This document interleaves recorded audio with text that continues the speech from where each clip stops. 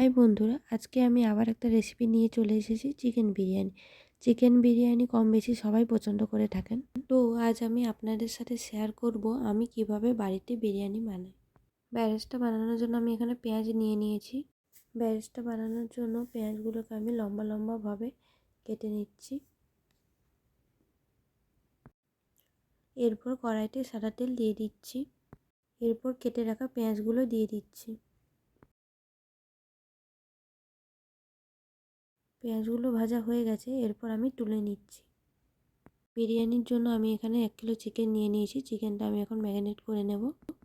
হলুদ গুঁড়ো 1 চামচ, লঙ্কা 1 চামচ, নুন 1 চামচ, জিরে গুঁড়ো 1 চামচ, চিকেন মশলা 1 চামচ, ধনে গুঁড়ো 1 চামচ।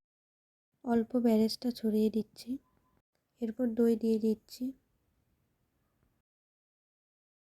কাশ্মীরি লঙ্কা 1 চামচ আর 5টা কাঁচা লঙ্কা দিয়ে দিচ্ছি। এরপর ভালো করে সব উপকরণগুলো মিশিয়ে নেব। অল্প তেল দিয়ে দিচ্ছি। এরপর ভালো করে মিশিয়ে নিচ্ছি। এরপর আদা বাটা 1 চামচ, রসুন বাটা 1 চামচ দিয়ে দিচ্ছি। চিকেনটা ম্যারিনেট করা হয়ে গেছে, এখন এটা আমি 8 ঘন্টার জন্য রেখে দেব। এরপর একটা বাটিতে অল্প কেশর নিয়ে নিচ্ছি। এরপর দুধ দিয়ে দেব। এরপর বিরিয়ানির জন্য আমি রাইসটা বানিয়ে নেব। রাইস বানানোর জন্য আমি এখানে 1 কেজি বাসমতি রাইস নিয়ে নিয়েছি। রাইসটা আমি আগের থেকে ধুয়ে রেখেছিলাম। জল গরম করে নিয়েছি। আমি এখানে তেজপাতা, গোটা জিরে, মৌরি, এলাচ, লবঙ্গ, দারচিনি নিয়ে নিয়েছি। এরপর জলের মধ্যে মশলাগুলো দিয়ে দিচ্ছি। সাদা তেল দিয়ে দিচ্ছি। নুন পরিমাণ মতন দিয়ে দিচ্ছি। কয়েকটা কাঁচা লঙ্কা স্লাইস করে দিয়ে দিচ্ছি। এরপর ঢাকা দিয়ে জল গরম হওয়ার জন্য ছেড়ে দেব। জল ফুটে উঠেছে, এখন আমি চাল দিয়ে দেব। এরপর ঢাকা দিয়ে চালটা আমি 70% সেদ্ধ করে নেব।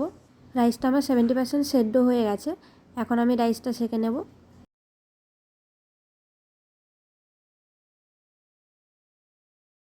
বিরিয়ানির জন্য এখানে আমি আলু নিয়ে নিয়েছি। আলুটা আমি প্রেসার কুকারে নুন হলুদ দিয়ে হাফ বয়েল করে নিয়েছিলাম। তারপরে কড়াইতে তেল দিয়ে ফ্রাই করে নিয়েছি। এরপর আমি চিকেনটা করে নেব। চিকেনের জন্য আমি এখানে টমেটো, পেঁয়াজ, কাঁচা লঙ্কা আর ধনেপাতা নিয়ে নিয়েছি। কড়াইতে তেল দিয়ে দিচ্ছি। এখন গোটা গরম মশলা ফোড়ন দিয়ে দিচ্ছি। এরপর কেটে রাখা পেঁয়াজ দিয়ে দিচ্ছি।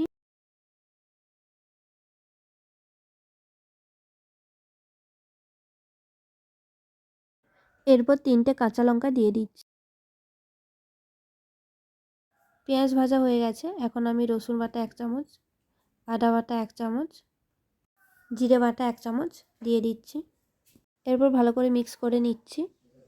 এরপর হলুদ গুঁড়ো 1 চামচ, কাশ্মীরি লঙ্কা 1 চামচ, চিকেন মশলা 1 চামচ, জিরে গুঁড়ো 1 চামচ, গরম মশলা 1 চামচ, পরিমাণ মতো নুন দিয়ে দিচ্ছি।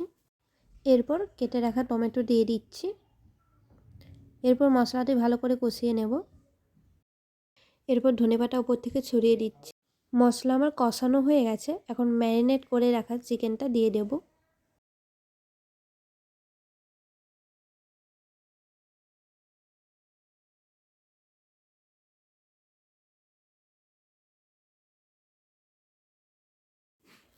এরপর চিকেনটা ভালো করে কষিয়ে নেব।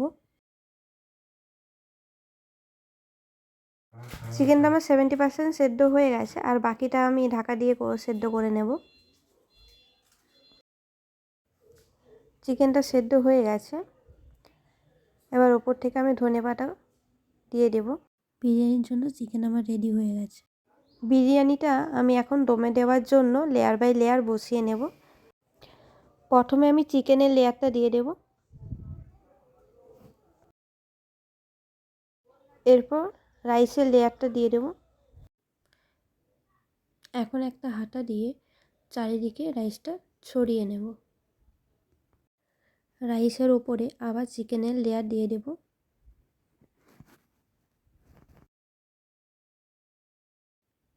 এরপর আলুগুলো দিয়ে দেব। এরপর পেঁয়াজের বেরেস্তা ছড়িয়ে দিচ্ছি। আসলে আমি এখানে কোনো ফুড কালার ইউজ করব না।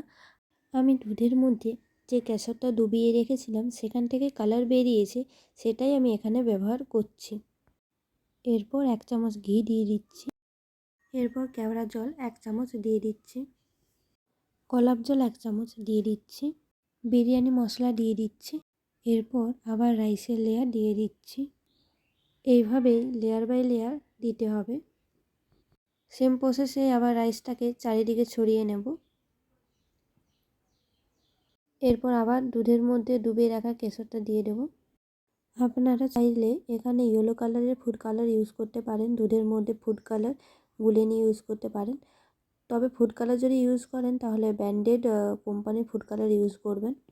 এরপর পেঁয়াজের বেরেস্তা দিয়ে দিচ্ছি। এরপর ঘি দিয়ে দিচ্ছি 1 চামচ, কেওড়ার জল 1 চামচ দিয়ে দিচ্ছি, গোলাপ জল 1 চামচ দিয়ে দিচ্ছি, বিরিয়ানি মশলা দিয়ে দিচ্ছি,